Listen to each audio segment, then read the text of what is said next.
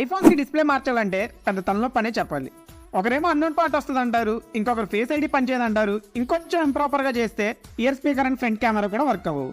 మరి అలాంటప్పుడు ఏం చేయాలి?